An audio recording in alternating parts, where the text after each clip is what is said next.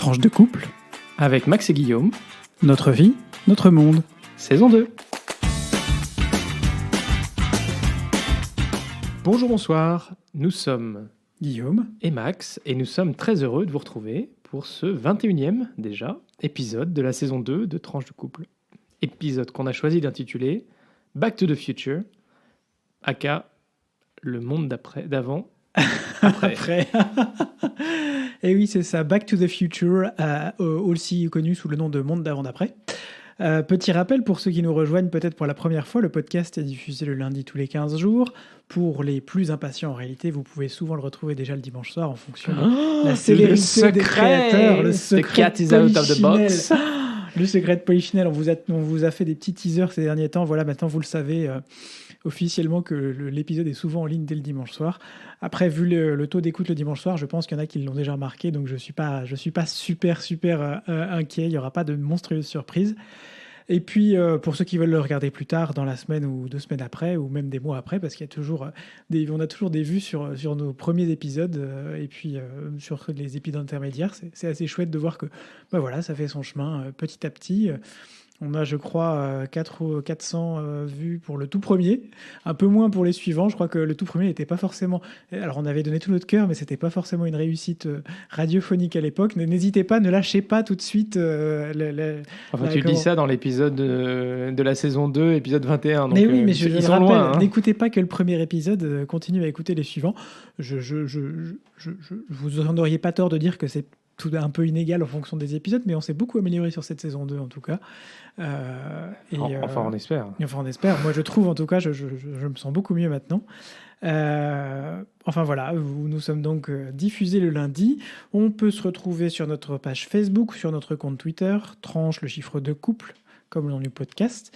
Et puis, bien sûr aussi, vous pouvez nous envoyer un message, une lettre d'amour, une lettre d'amitié, des remarques, des commentaires par email sur tranchedecouple@gmail.com.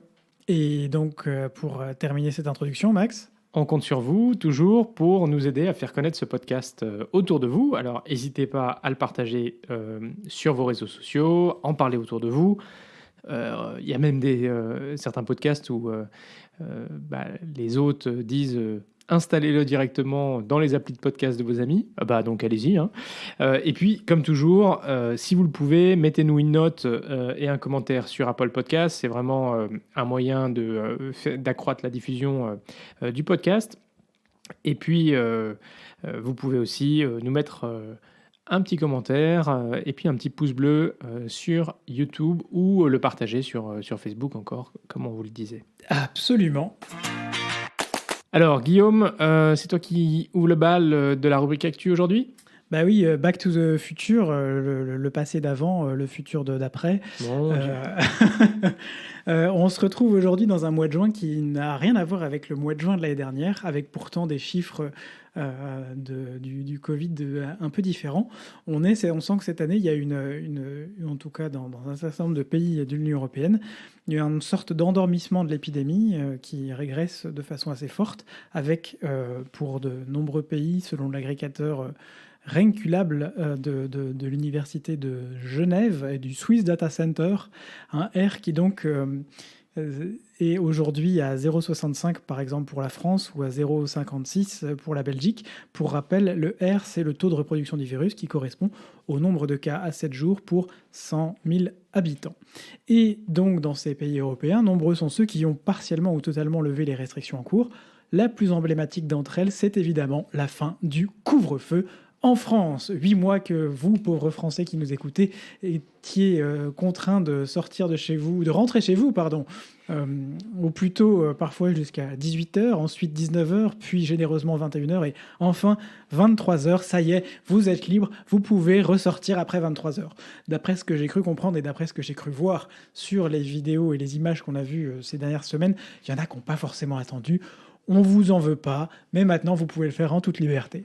Et puis, une autre restriction en place qui saute dans nos pays, enfin qui en tout cas est levée, c'est le port du masque en extérieur. Et je précise bien en extérieur, puisque ne pas porter un masque dans la rue alors qu'il fait grand beau, qu'on est à l'air, l'air circule, qu'on n'est pas forcément dans des rues trop chargées, ça a du sens. Mais souvenez-vous toujours que le masque est toujours recommandé, sinon imposé en intérieur. Ça marche à la messe, hein, ça marche dans les magasins, ça marche aussi au bureau.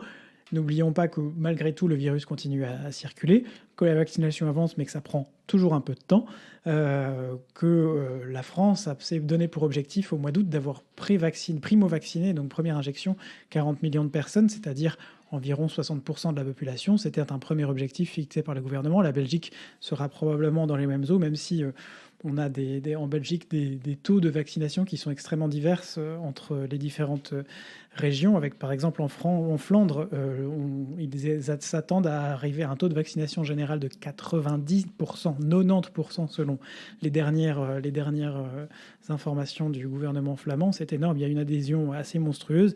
Alors que la Wallonie, c'est un peu plus compliqué, on sera plutôt autour de 80%. Et à Bruxelles, on remarquera que le gouvernement régional n'a pas fait énormément d'efforts pour promouvoir cette vaccination. On a à Bruxelles, on en a déjà parlé dans le passé, mais des différences assez fortes entre d'une région à l'autre, d'une commune à l'autre. Et beaucoup de communes, notamment les plus pauvres, sont celles qui ont le plus de mal à trouver l'adhésion au vaccin. Et les initiatives pour porter justement la vaccination dans ces communes, pour faire la promotion, je ne sais pas s'il y a des gens qui ne sont pas très chauds pour se faire vacciner dans ceux qui nous écoutent, mais je suis désolé, c'est quand même important. Ça reste une donnée importante pour se protéger soi-même, mais aussi pour protéger les autres, et dans des populations qui sont peut-être plus à risque aussi parce que il y a plus de promiscuité. C'est d'autant plus important que ces populations se fassent vacciner, et donc que les gouvernements trouvent des solutions pour les aider et aller apporter la vaccination à ces populations. Alors il y a des choses qui existent, notamment via le vaccin à unidose de Johnson & Johnson, mais voilà, on sent dans les chiffres aujourd'hui que c'est compliqué d'avoir de l'adhésion, que les choses ont été longues à se mettre en place, donc on ne peut que recommander à tous les Bruxellois qui nous écoutent, allez vous faire vacciner, mais pas seulement. Si vous pensez à vous, si vous pensez aux autres, partagez ces informations, montrer que oui, la vaccination, c'est un geste anodin. Le bénéfice-risque quand on est jeune, il est quand même relativement important, mais pas forcément pour nous les jeunes, aussi pour éviter d'avoir à le transmettre à des personnes plus à risque. Et puis voilà, on est tous concernés. Et puis donc, pour terminer sur cette petite chronique ouvrir ou ne pas ouvrir, n'est-ce pas, un petit retour sur le pass européen dont on vous a parlé, qui sera en place le 1er juillet, mais qui est déjà en place dans certains pays, notamment en France et en Belgique. Vous pouvez désormais, si vous êtes vacciné depuis plus de 2 semaines, obtenir ce pass européen, ou alors si vous avez fait un test PCR depuis moins de 72 heures, ou alors, si vous pouvez prouver que vous avez eu le Covid, ou la Covid, je vous laisse choisir votre école. Dans cette. Oh, ça va. Hein. Voilà, tu vois, non, mais je suis devenu vachement ouvert maintenant. Je laisse les gens choisir leur école. Mais moi, ce sera toujours le Covid. La décadence. Voilà, vous pouvez toujours vous obtenir ce pass si vous l'avez eu dans les mois précédents. On ne vous le souhaite pas, mais sachez que c'est une autre façon de faire.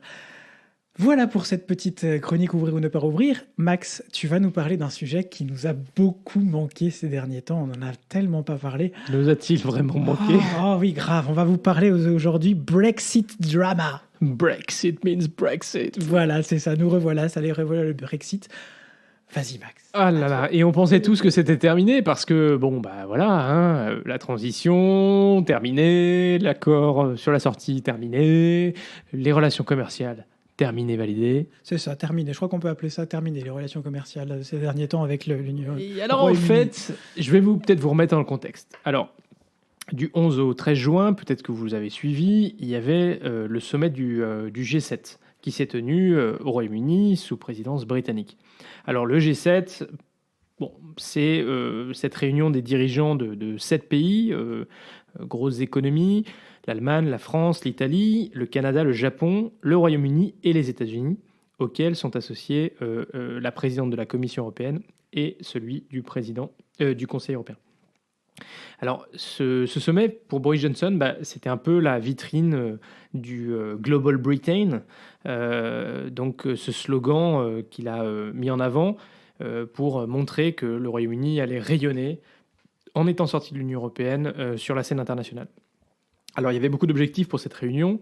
Comme d'habitude, l'objectif, c'était d'annoncer des accords entre ces grands pays sur notamment donc, la lutte contre le Covid pour mettre fin à la pandémie, la lutte contre le changement climatique, et puis un certain nombre d'enjeux du commerce mondial, y compris l'influence de la Chine. Alors au bilan, les résultats sont mitigés. On dirait un bien, mais peut mieux faire, parce qu'on aurait pu attendre un peu plus.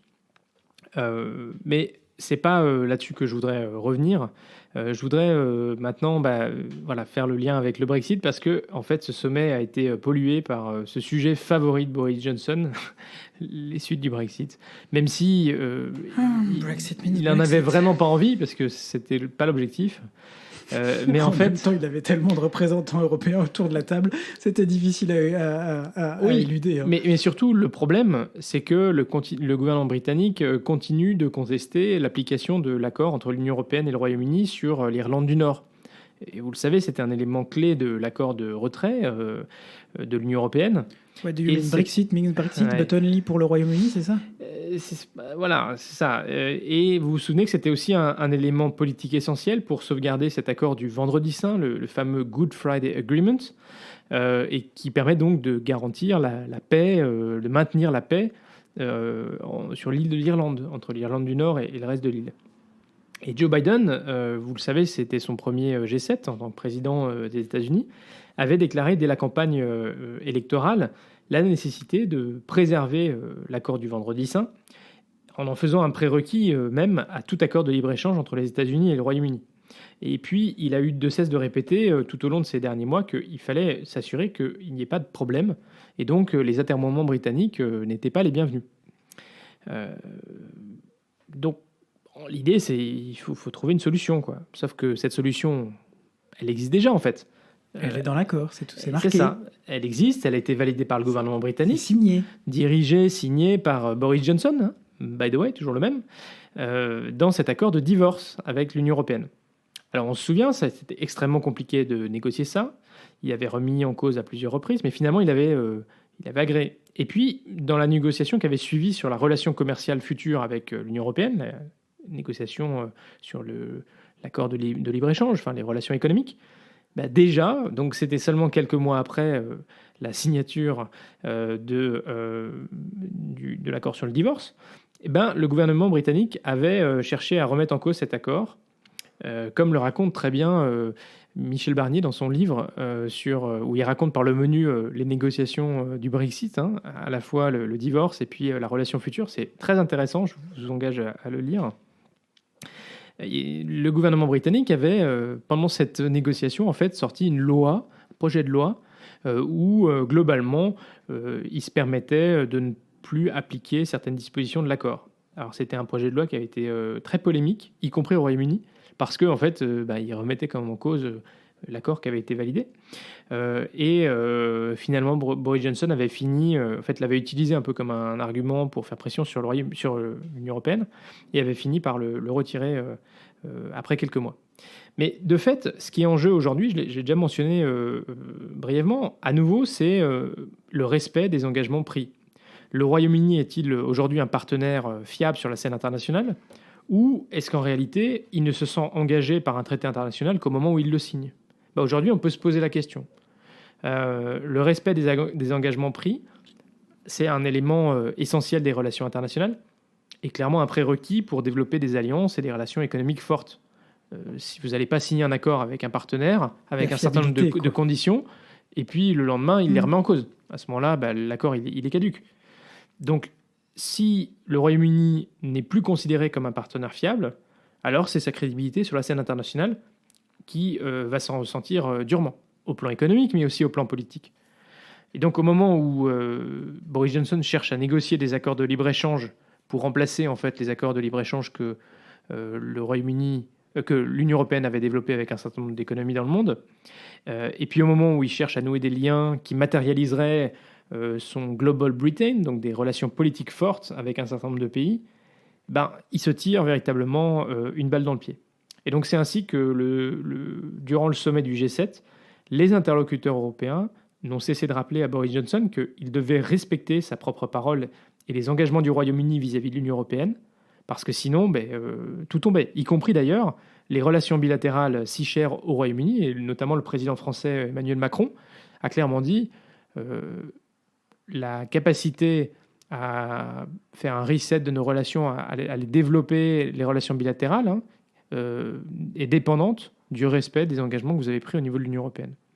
Et en fait, c'est bien là la complexité des choses, c'est que Boris Johnson ne peut pas d'un côté, en gros, faire un gros doigt à l'Union européenne et en même temps se dire qu'il il va compenser ça avec des relations bilatérales très fortes. Parce qu'en fait, les Européens, ils n'ont pas envie de ça. Et donc, Emmanuel Macron et Angela Merkel notamment ont clairement expliqué qu'il fallait que Boris Johnson apprenne à vivre avec les règles du jeu et que les règles du jeu, c'était aussi de respecter l'Union européenne. Bref, on n'est pas sorti de l'auberge. Eh oui, et d'ailleurs, je cherchais cette information précise, mais on voulait féliciter tout de même le Royaume-Uni pour la signature du premier accord commercial post-Brexit avec l'Australie. Le premier, celui où ils premier ont vrai accord finalisé, en tout cas après le Brexit. Ils ont une disposition pour des travailleurs saisonniers pour aller travailler dans les fermes en Australie, dans les industries, alors qu'ils ont du mal à trouver des travailleurs pour venir chez eux. C'est le même qui dit qu'ils vont pouvoir exporter beaucoup plus de biscuits et de whisky désormais vers l'Australie. C'est une grosse réussite, je pense, cet accord. Je cherchais les chiffres, mais je pensais que c'était notre ami Alex Taylor, que vous devriez suivre sur Twitter. Tiens, d'ailleurs, on vous mettra son profil. C'est un excellent journaliste britannico-français. Maintenant, il a pris la nationalité française. Ah oui, voilà, il cite une journaliste de Newsnight, Emily Maitlis, qui dit qu'il y aura en réalité besoin de 2000 accords du type de libre-échange du type de celui qui vient d'être signé entre le Royaume-Uni et l'Australie pour arriver au même niveau d'échange qu'il y avait avant le Brexit entre le Royaume-Uni et le reste de l'Union européenne. On les laisse dormir là-dessus, je trouve que c'est bien. Oui. Bon, non, mais écoute, on leur souhaite, comme on le dit, beaucoup de succès dans leur... dans les années futures. Le Royaume-Uni reste un pays très proche de l'Union européenne géographiquement, historiquement, avec lequel nous sommes très proches, un allié dans l'OTAN, et on a envie que ce soit un partenaire proche et fiable. Tout à fait. Après, ont-ils envie, aujourd'hui, pour des raisons de politique intérieure, Boris Johnson a besoin de bâcher l'Union européenne. Il a besoin de crédibilité, forcément. Mais le problème, c'est que, en réalité, ça va être compliqué pour lui. Et bâcher l'ensemble de ses voisins, c'est un peu compliqué. Surtout que l'Union européenne reste le premier partenaire économique du Royaume-Uni. C'est compliqué de faire venir des fraises d'Australie pour les bouffer. Moi, j'ai déjà du mal avec les fraises d'Espagne. Alors. Ouais. Et puis, en fait, il a besoin du marché économique européen pour un certain nombre de débouchés, en fait, de produits qui sont faits en... On se rappellera sur la pêche. Les Européens viennent beaucoup pêcher dans les eaux britanniques, mais pour autant, les pêcheurs britanniques ont besoin de vendre leurs produits finis dans les ports européens, dans l'Union européenne, parce que sinon, en fait, ils savent pas les vendre et en fait, derrière, c'est mort, quoi. Et là-dessus, sur la pêche, d'ailleurs, le livre de Barnier est assez intéressant parce qu'il donne un peu des explications et des détails. On vous le suggère. On vous mettra un marché qui est très petit, en fait. On parle de 500 millions d'euros. Mais en fait, ça a cristallisé beaucoup de choses. Allez, on close ce Brexit chapitre Brexit. Means Brexit. Parlons donc d'un autre sujet un petit peu rigolo. Parce qu'on s'est bien marié avec Guillaume. Avec un petit point belgitude. C'est parti. Est-ce que quelqu'un a compris quelque chose à cette affaire d'heure des cafés? Donc en gros, en Belgique, on va pouvoir rester jusqu'à 22 heures à l'intérieur. À 22 heures, iedereen buiten, tout le monde dehors. Pour aller tout simplement, où ça? En terrasse. Parce qu'en terrasse, chers collègues, en Belgique, on pourra rester jusqu'à 23h30. Donc c'est là-dessus que les ministres se battent en Belgique dans les compétences. Ça veut dire quoi? Il y a un match des Diables Rouges qui va se jouer, 21h, début du match, 21h45, c'est la mi-temps. À la mi-temps, il y a tous les supporters qui vont sortir du café à la queue leu-leu. Là, on est en train de gagner pour trouver une place où? En terrasse. Et en terrasse, il y aura qui? Une terrasse pleine, évidemment, avec tout le monde qui est en train de regarder le match dehors. Donc on organise le bordel général. Et donc c'est là-dessus qu'on se bat avec des compétences en Belgique. C'est pas fini. Pour les matchs qu'on va pouvoir regarder à l'extérieur en Belgique, on sera donc maximum 400 pour regarder en grand écran à l'extérieur. Sauf 400 debout pour regarder le match. Sauf, chers collègues, si on peut boire des bières. Si on peut boire des bières, c'est 400 assis. Parce que c'est bien connu, l'absence de bière fait que le virus, il monte le virus, il sent qu'il n'y a pas de bière. Il dit c'est dangereux, je monte à 1,50 m. Attendez, c'est pas fini, on va se marrer dans cette... Attendez, c'est vraiment pas fini. Alors, après le match, 23h30, que se passe-t-il? On a gagné, on peut se balader dehors pour prendre l'air. À combien, chers collègues? À 10. Sauf... Donc à 23h30, on peut être à 10 pour se promener dans les rues en Belgique, sauf qu'à minuit, on passe à 3. Je vous le jure. Donc, allez, vraiment. Donc, chers collègues, vous imaginez tout ce qu'on va devoir discuter dans cette commission en matière de compétences. Oui, et alors il y a 4 encore. Attendez, tu reviens à la maison, là, t'es 3, tu reviens à 4, parce qu'il y en a un qui est rentré par la fenêtre, hein, on n'arrête toujours pas. Non, vraiment, chers collègues, je veux dire, et tout ça, ça se discute sérieusement dans un Codeco demain. Hein. Et voilà. J'espère que vous avez bien suivi, parce que nous, on a dû le réécouter plusieurs fois pour tout comprendre. Alors, c'était le point Belgitude du jour qui vous est présenté par Raoul Edebeau, qui est député fédéral à la Chambre du très à gauche Parti des travailleurs belges. On le sent exprimer son désarroi. Il est membre de la commission qui préparait et qui conseillait le Codeco. Le Codeco, c'est le comité de concertation qui s'est mis en place entre les régions, l'État fédéral pour mettre en place les différentes mesures et essayer tant bien que mal de coordonner et d'harmoniser au niveau national en Belgique les mesures Covid. Il fait donc partie de la commission à la Chambre qui gère, qui conseille sur ces sujets. Et on sent son désarroi par rapport à toutes ces mesures qui s'empilent les unes sur les autres et qui, à un moment donné, il est vrai, on avait un peu de mal à trouver du sens. C'est pas une vidéo toute récente, elle a déjà 2 petites semaines, mais elle exprime, je pense, très bien un peu la confusion qui s'en est suivie ici quand il y a eu des différentes réouvertures. On vous avait d'ailleurs parlé dans un autre point Belgitude de la fin du couvre-feu, en vous disant que le vendredi soir... Un vendredi soir, on avait eu le dernier couvre-feu à 23h qui s'était terminé à minuit. Donc on avait eu 1 heure de couvre-feu en tout et pour tout pendant la nuit. Et à partir de minuit, on pourrait sortir pump it up dans la rue. Voilà, c'était le point Belgitude du jour. Je crois qu'on vous remettra quand même cette intervention sur Twitter et sur Facebook parce qu'elle vaut son pesant de cacahuètes. Et de litres de Jupiler aussi. Ah ouais, non, mais effectivement, il faut la voir. On espère que vous avez bien entendu voilà, c'est assez chouette. On passe à la rubrique vie de couple. Alors, la dernière fois, on vous a fait une belle rubrique, on espère, sur la Pride et tout ce que ça voulait dire. Alors, il y a un sujet qu'on n'avait pas traité et qu'on va quand même traiter rapidement. C'est les petits goodies Pride. Parce que, Guillaume, vous avez fait un petit teaser sur les réseaux. C'est les Lego. Ah bah oui, les Lego. Mais on l'a mis déjà sur les réseaux sociaux, ça. Oui, mais bon, du coup, on n'en avait pas parlé dans le podcast. Bah voilà, on peut en parler. A-t-il craqué, n'a-t-il pas craqué? Il a craqué. Il y a un nouveau une petite bricole qui a rejoint une étagère du salon. C'est très joli, c'est coloré. Et puis moi, j'ai craqué pour un bracelet. Voilà, c'est magnifique. Ça, un joli bracelet de montre. Superbe. Un peu de couleur dans la vie. Absolument, mettre des couleurs dans la vie. Et en parlant de couleurs dans la vie, ça fait 11 ans que tu mets des couleurs dans la mienne, mon cher Max. Oui, c'est trop mignon. Oui, t'as vu. Hein. C'est choupi-choupinou. Oui, arrêtez, ça devient un mièvre. Là. Bon, je crois qu'on vous l'avait dit, le 18 juin est un jour particulier pour nous, parce que c'est notre date anniversaire du jour où on s'est mis ensemble. Absolument. Chez nous, on ne fête pas forcément le mariage, la date. Enfin, on fête toutes les fois. En fait, si. Objectivement, on fête le plus qu'on peut quand on peut.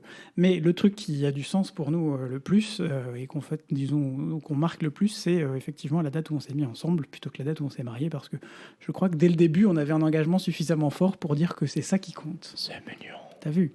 Et en plus, il faut dire que 18 juin, l'appel du général de Gaulle, 2010, c'est tout rond. Pas difficile. C'est relativement simple. Voilà. Absolument. Donc, voilà, 11 ans, c'est quand même pas rien. Ouais. Ça commence à faire. Ça commence à faire. Bon, on a une maison, on a une voiture. Non, on est bien, je crois. On a un barbecue. Allez, hein. Vivement l'été, hein, on va pouvoir sortir la sauce mayo et la sauce andalouse. Comment ruiner le point super bon non, moment. mais on a bien profité. Pour nous, c'est important de marquer un peu le coup aussi tous les ans. Comme je vous dis, on marque pas forcément autant les anniversaires de mariage ou d'engagement, parce que c'était une étape de plus, mais nous, on considère qu'on a commencé notre chemin ensemble, effectivement, il y a 11 ans. Bon, alors on leur dit, on l'a pas fêté n'importe où. Ah oui, non, vas-y. Donc, vendredi soir, nous sommes allés avec Guillaume dans un restaurant qui est celui du jeune chef belge qui était dans Top Chef. C'est quoi son nom? Mathieu, non? Mathieu Van de Velde. Donc, du jeune chef belge Mathieu Van de Velde, qui nous avait fait forte impression dans la saison 2021 de Top Chef. Malheureusement, il a dû quitter au bout du 3e épisode et on en était bien déçus.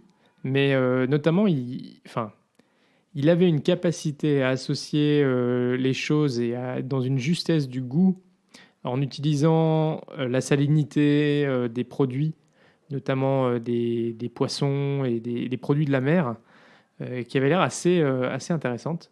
Alors du coup, on s'est dit, pourquoi pas? Donc on a été dîner dans ce restaurant qui s'appelle La Paix, qui est situé en face des abattoirs d'Anderlecht, à Bruxelles. Et pour resituer, donc Mathieu Van de Velde, il est chef de ce restaurant doublement étoilé, n'est-ce pas? Enfin, il est sous-chef, pardon. Il est sous-chef de ce restaurant doublement étoilé, après être passé par un autre grand restaurant, lui aussi doublement étoilé, du centre de Bruxelles, à Annesens, le Comme chez soi. Mais tu veux revenir peut-être sur cette chouette soirée? Ah oui, alors déjà, on était assis à côté des langoustines. C'est vrai qu'on a passé la soirée en bonne compagnie. Voilà. Écoute, une équipe assez jeune, globalement, dans ce resto. Très serviable, très sympathique. Même une petite moumoute pour poser le sac. Alors, on a eu la chance d'essayer au cours de ces dernières années. C'est le 3e restaurant étoilé qu'on fait à Bruxelles depuis qu'on est arrivé. Donc une fois tous les 2 ans, un truc comme ça, on se fait un peu plaisir. Et à chaque fois, c'est des ambiances très différentes en fait à l'intérieur. Ah oui, clairement. Clairement. Le premier, c'était baroque. Le premier, c'était art déco, art nouveau, plutôt que baroque. Si ça avait été baroque, tu aurais eu des angelots un peu partout et des dorures et du marbre. Voilà, je vais passer pour... Non, mais je précise, je ne fais qu'apporter une précision. Et donc, c'était le Comme chez soi, qui est situé au cœur de Bruxelles. Très classique. Oui, absolument. Le deuxième, c'était chez Bonbon, situé à Woluwe. Woluwe-Saint-Pierre, je crois. Woluwe-Saint-Pierre. Dans la chic banlieue est de Bruxelles. Et voilà, c'était un peu guindé. Alors là, c'était même un peu trop, je crois qu'on peut le dire. Mais c'était bon, enfin je veux dire, on a bien mangé, c'était une chouette soirée, il y avait une belle vue sur la cuisine aussi, on était bien assis. Après, effectivement, c'était une ambiance un peu guindée, alors que, effectivement, ce dernier restaurant, La Paix, on était dans une ambiance tout à fait différente, qui était plus proche de celle d'un bistrot. D'ailleurs, c'est un ancien bistrot, c'est ça? Exactement, c'est un ancien bistrot, une brasserie, que ses propriétaires, donc le chef et la chef de salle, ont décidé en fait de transformer, faire le pari de le transformer en restaurant gastronomique. Et ça a été un petit peu au début un petit peu compliqué, parce que globalement ils sont passés de 100 couverts à 20 couverts. Et donc ils ont changé l'approche, le menu. Mais au final, ils ont des inspirations un petit peu japonaises dans les plats, donc beaucoup de poissons, crustacés, beaucoup de crus. Finalement, il y avait... C'était un repas, comme toujours dans ces restaurants gastronomiques, avec pas mal de petites choses au début et puis pas mal de petites choses à la fin. Des petits amuse-bouches avant l'entrée, et puis des mignardises à la fin. Beaucoup de saveurs, des choses un peu étonnantes. On a eu un citron qui était avec des œufs de truite. Non, les œufs de truite, c'était avant. On a eu un citron qui était avec Du caviar une couche tout au fond de gelée de thon, avec une couche de panna cotta. Ensuite, au-dessus, il y avait encore quelque chose que j'ai oublié. Des Et puis langoustines dessus, des langoustines, c'est ça. Et puis au-dessus, encore une couche de caviar. Enfin, c'est bien la seule fois de ma vie que j'ai mangé du caviar. Non, il y a quand même un petit coup de cœur, c'est quand même le petit beurre à la brioche, qui était extraordinaire. Ah, c'était bon, ça. Ouais, La très bon. brioche était un petit peu caramélisée. Mm. C'était très Très sympa. Ouais. Bref, on va pas vous repasser en détail tout le menu quand même, mais on a trouvé cette expérience assez sympathique. Et puis donc voilà, c'était une façon pour nous de marquer les anniversaires. C'est comme ça qu'on fait pour marquer les anniversaires dans notre couple aussi, continuer à faire des choses ensemble. Et speaking of faire des choses ensemble, on a aussi hier fait quelque chose qui nous était pas arrivé depuis, j'ai envie de dire, un an et demi. Je me demande si on l'a même fait si on l'a fait pendant le Covid, mais pas en Belgique. On est allé faire une après-midi au spa. Et oui, On est retourné à ça, Thermae. c'était chouette. Après, il n'y a rien faire. Soleil, sauna, piscine. C'était bien sympa aussi. Bref, voilà, autant vous dire que on revient sur les questions de routine, cool, mais ouais. c'était week-end cool, mais on n'est toujours pas dans la routine et c'est toujours plaisant de pouvoir prendre le temps de faire ça tous les deux parce qu'on a des rythmes qui étaient un peu compliqués et qui vont le rester jusqu'à la fin du mois de juin quand même au travail. On a la chance d'avoir du travail et de beaucoup travailler, mais du coup, il faut savoir aussi prendre du temps pour soi. Et c'est vrai qu'il a fait chaud aussi ces derniers jours à Bruxelles. Très chaud. On dit toujours qu'il pleut, qu'il fait froid à Bruxelles. Mais la réalité, c'est qu'on a eu très chaud et du coup, on a eu aussi un petit peu de mal à dormir sous les toits comme on est. Donc voilà, c'était aussi agréable ce week-end de prendre un petit peu le temps de dormir et de se détendre et de profiter un petit peu de temps à deux. Absolument, tout à fait. Voilà, et puis de quoi on pourrait parler de nos vacances, mais on n'a jamais été aussi relax à 3 semaines des vacances à ne pas savoir vraiment ce qu'on va faire, je crois, et je trouve ça finalement très agréable. On vous a déjà parlé de notre plan d'aller aux États-Unis. Je sais pas, on sait toujours pas si ça va se faire, mais on est très relax vis-à-vis de ça. On a fait tout ce qu'il fallait pour pouvoir éventuellement y aller si on peut. On sera très heureux de pouvoir assister à ce mariage là-bas si on peut. Et puis si on peut pas, on a commencé à réfléchir à des alternatives qui sentent un peu l'Italie ou l'Allemagne. Ouais, on aime bien un peu des choses qui n'ont pas forcément grand-chose Rien à à voir, voir. mais en tout cas qui Rien à sentiront un peu l'étranger, l'extérieur et et aussi un bout de dépaysement quand même. Enfin, ce qui est sûr, c'est que le pass sanitaire va être super pour voyager dans l'Union européenne. Quand il s'agit d'aller en dehors des frontières de l'Union européenne, ça va être un peu plus compliqué. Ça reste compliqué, mais on savait on savait déjà que c'était le cas, c'est pas nouveau. Et vous, n'hésitez pas à nous dire, nous envoyer un petit message pour nous dire ce que vous allez faire cet été. On sera ravis de savoir un petit peu. Où vous en êtes, ce que vous avez Où vous prévu, en et êtes. puis si jamais on peut se croiser, pourquoi pas, hein, faites-nous signe. Allez, comme ça fait déjà 30 minutes qu'on est sur cet épisode, passons directement au dernier point. Guillaume, tu voulais faire une petite rubrique arc-en-ciel.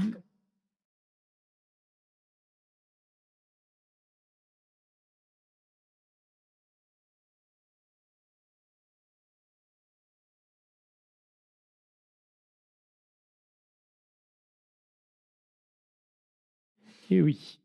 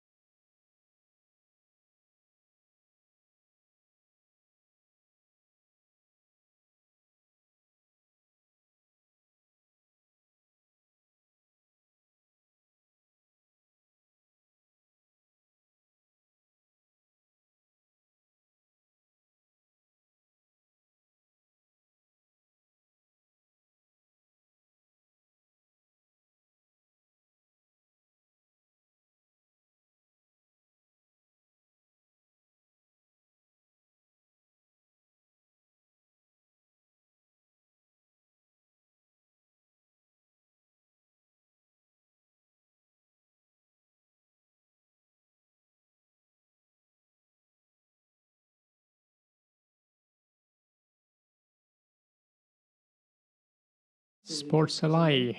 C'est ça, qui depuis quelques années s'est mise à créer tous les ans un calendrier de photos noir et blanc avec au début c'est rameurs et puis de plus en plus de personnalités aussi extérieures pour soutenir la cause justement du développement d'une meilleure acceptabilité dans le sport et de trouver des alliés, ce qu'on appelle des alliés pour la cause LGBTQI+, dans le sport. Voilà, c'est tout pour aujourd'hui. C'est déjà la fin de ce podcast Back to the Future, aka le monde d'après, avant. Ah non, c'est le contraire. Le monde d'avant, après. Très confusant. Alors, si vous a plu, comme vous le disais en début d'épisode, n'hésitez pas à le partager sur vos réseaux sociaux. Ça nous fera bien plaisir et puis ça permettra à d'autres aussi de pouvoir découvrir ce podcast. On vous retrouve dans tous les cas pour un prochain épisode dans 15 jours. D'ici là sur Twitter et Facebook. Vous n'oubliez pas parce qu'on poste en fait tous les liens qui nous ont permis de construire cet épisode, toutes les ressources que vous pouvez aller consulter à chaque fois, c'est sur Twitter et Facebook. Et puis si jamais on en oublie, vous n'hésitez pas à nous faire un petit rappel, une petite beuglante en disant franchement vous nous avez dit que vous allez nous parler de ça et puis on voit toujours pas de quoi vous parlez. Quoi. Exactement. Et puis si vous aussi vous voulez nous partager des infos ou nous dire tiens est-ce que vous avez vu ça, n'hésitez pas, on essaie d'être assez actifs sur les réseaux, que ce soit sur nos comptes personnels ou sur le compte Tranche de Couple. Absolument. Allez, gros bisous, soyez prudents, profitez sans masque, enfin, youpi, et on se retrouve très vite pour de nouvelles tranches vitaminées.